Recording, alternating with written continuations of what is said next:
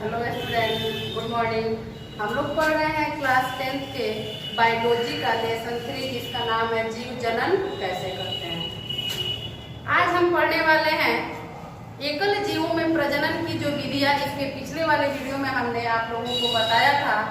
तो यह बताया था कि एकल जीवों में प्रजनन की विधियां मुख्यतः 6 प्रकार से होती हैं। और वह 6 प्रकार कौन कौन थे? सबसे फर्स्ट विखंडन। तो विखंडन के बारे में हमने आप लोगों को बताया था कि इसमें जीव एक कोशिका से विभाजित होकर 2 कोशिकाओं में बढ़ जाते हैं। जैसे इसका एग्जाम्पल हमने दिया था आप लोगों को अमीबा का।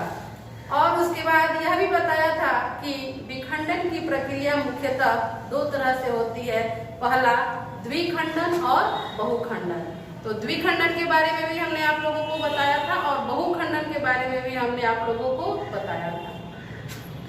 उसके बाद बताया था विखंडन के बाद खंडन विधि, यानी उसमें खंडन विधि में क्या होता है कि एक जीव कई खंडों में विभाजित हो जाते हैं और जितने भी खंड में विभाजित हुए रहते हैं सारे खंड से नए जीव बन जाते हैं या नए जीव की उत्पत्ति हो जाती है। इसके बाद हमने आप लोगों को बताया था तीसरा पुनर्जनन, यानी रीजेनरेशन की प्रक्रिया। और रीजेनरेशन में हमने एक प्लेनेरिया जीव है और प्लेनेरिया जीव का फिगर भी आप लोगों को बताया था कि अगर उस जीव को अलग अलग भागों में विभाजित कर दिया जाए तो अगर उसका सिर है और अगर नीचे का हिस्सा नहीं है तो रीजेनरेशन की प्रक्रिया के द्वारा पूर्ण जीव बन जाता है या पूर्ण जीव विकसित हो जाता है। उसके बाद हमने आप लोगों को एकल जीव में प्रजनन की विधियां जो है उसमें 4 नंबर बताया था मुकुलन। और मुकुलन भी एक जनन की विधि है जो एकल जीवों में होती है। और उसके बाद हमने बताया था कि यह प्रक्रिया हाइड्रा में होती है। हाइड्रा जो जीव होता है उसमें एक नए उभार आते हैं और उस नए उभार को हम लोग क्या कहते हैं? मुकुल कहते हैं। और वह मुकुल ही धीरे धीरे एक पूर्ण हाइड्रा बन जाता है और अपने जनक से क्या हो जाता है? अलग हो जाता है। जनक माने उसके माता पिता जिसके द्वारा उसकी उत्पत्ति हुई, उससे वह क्या हो जाता है? अलग हो जाता है। तो यह सारी विधियां हमने आपको कल और परसों के वीडियो में बता दिया था। आज हम बताने जा रहे हैं आप लोगों को इसी प्रजनन की 5वीं विधि, जिसका नाम है कायिक प्रवर्धन। तो देखिए, कायिक प्रवर्धन है कुछ पौधों में नए पौधों का निर्माण उसके कायिक भाग जैसे जड़, तना, पत्तियां आदि से होता है, उसे कायिक प्रवर्धन कहते हैं। देखिए, कुछ पौधों में नए पौधों का निर्माण क्या होता है? उसके जड़, तना तथा पत्तियों के द्वारा होता है और उसी को हम लोग क्या कहते हैं? कायिक प्रवर्धन कहते हैं। तो देखिए, कायिक प्रवर्धन की 2 विधियां होती है। फर्स्ट विधि है प्राकृतिक विधियां और सेकंड इसका जो विधि है वह है कृत्रिम विधि। प्राकृतिक का मतलब होता है पूर्ण रूप से नेचर पे डिपेंड होना और कृत्रिम माने उसमें अपने से कुछ बनाना। तो कृत्रिम विधियां भी इसकी है, इसको हम बाद में बताएंगे आप लोगों को। तो पहले आप प्राकृतिक विधियां में जो है उसको आप समझ लीजिए। देखिए, प्राकृतिक विधि है 3 तरह से होती है। जैसे यहाँ नए पौधों का निर्माण जड़, तना और पत्तियों से होता है, सेम वही चीज यहाँ पे है जड़ द्वारा, तने द्वारा और पत्तियों के द्वारा। अब देखिए, जड़ द्वारा कौन से नए पौधे बनते हैं या पत्तियों के द्वारा कौन से नए पौधे बनते हैं या तना के द्वारा कौन से नए पौधे बनते हैं। तो देखिए, जड़ के द्वारा जो है उससे क्या बनता है? डेहलिया और शकरकंदी। जो डेहलिया का पौधा होता है और शकरकंदी का पौधा होता है, अगर उसके नए पौधे को उगाना है तो हमको उसके जड़ को क्या करना है? मिट्टी में रोपना पड़ता है, तब जाके क्या होगा? उस नए पौधे का विकास होगा या नए पौधे उसमें वृद्धि करने लगेंगे। उसके बाद है तने द्वारा। अब देखिए, आपने आलू को तो देखा होगा, आलू और अदरक क्या होते हैं? तने के द्वारा इसमें नए पौधे का विकास होता है।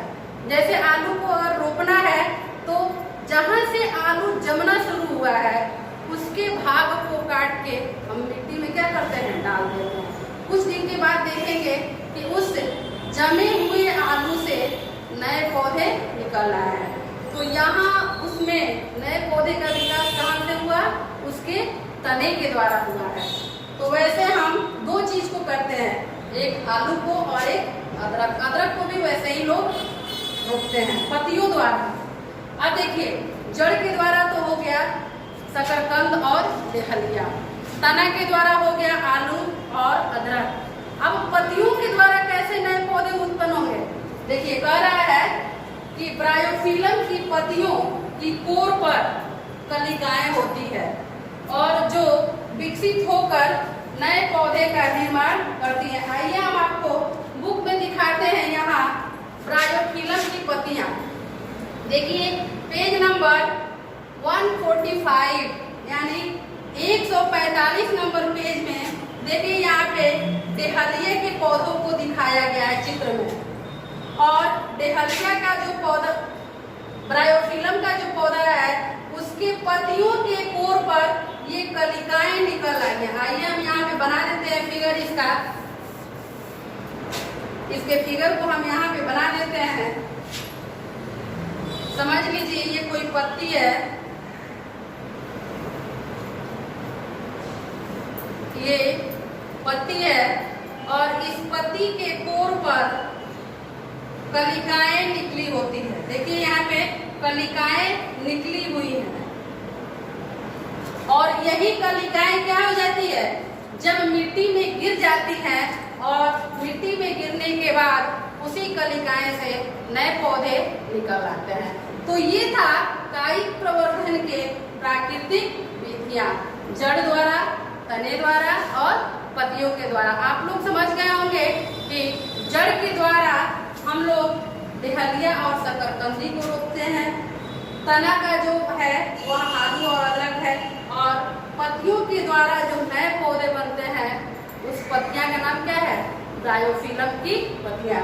आइए अब हम देखते हैं इसके कृत्रिम विधियों को। ऊपर वाला मिटा देते हैं।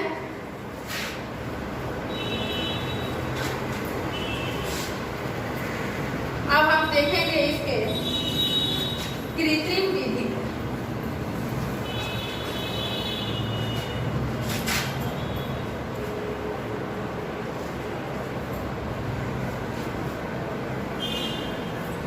कृत्रिम विधियां हैं इसके, ये था प्राकृतिक विधियां, बी है कृत्रिम विधियां।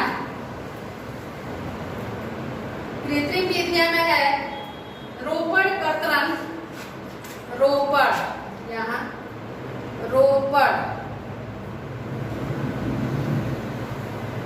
कर्तन और लेयरिंग।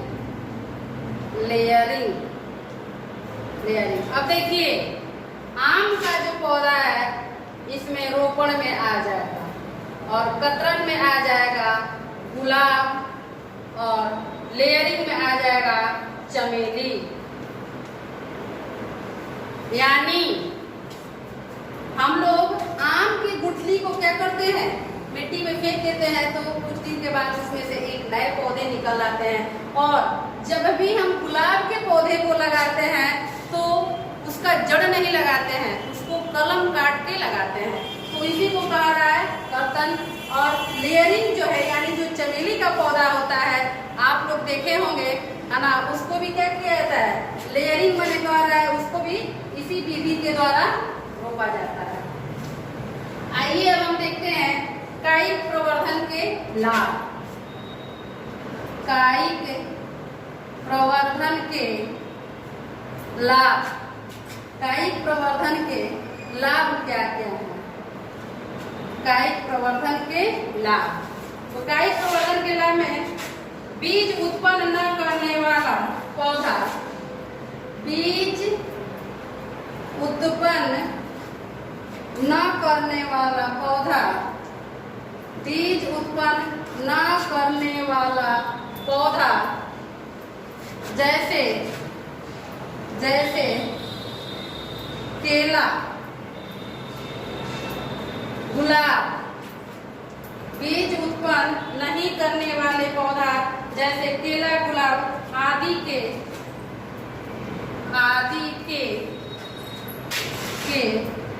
नए पौधे बना सकते हैं।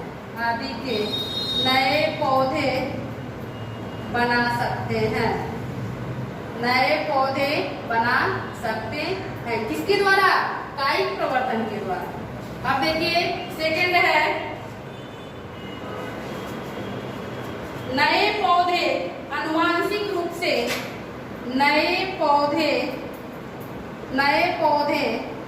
आनुवांशिक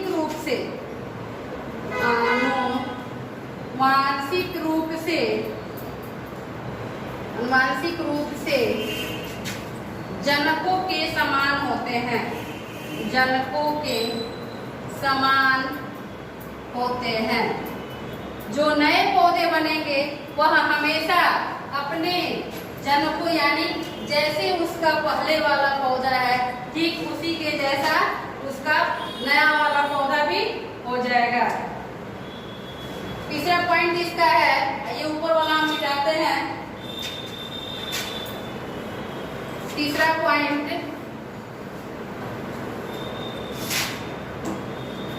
बीज रहित फल उगाने में। तीसरा है बीज रहित माने जिस फल में बीज नहीं हो, बीज रहित पौधा उगाने में, बीज रहित पौधा उगाने में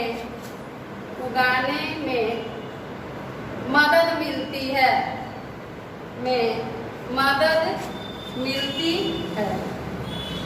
बीज रहित पौधा उगाने में मदद मिलती है किसके द्वारा? कायिक प्रवर्तन की विधियों के द्वारा। और इसका लास्ट पॉइंट है पौधा उगाने का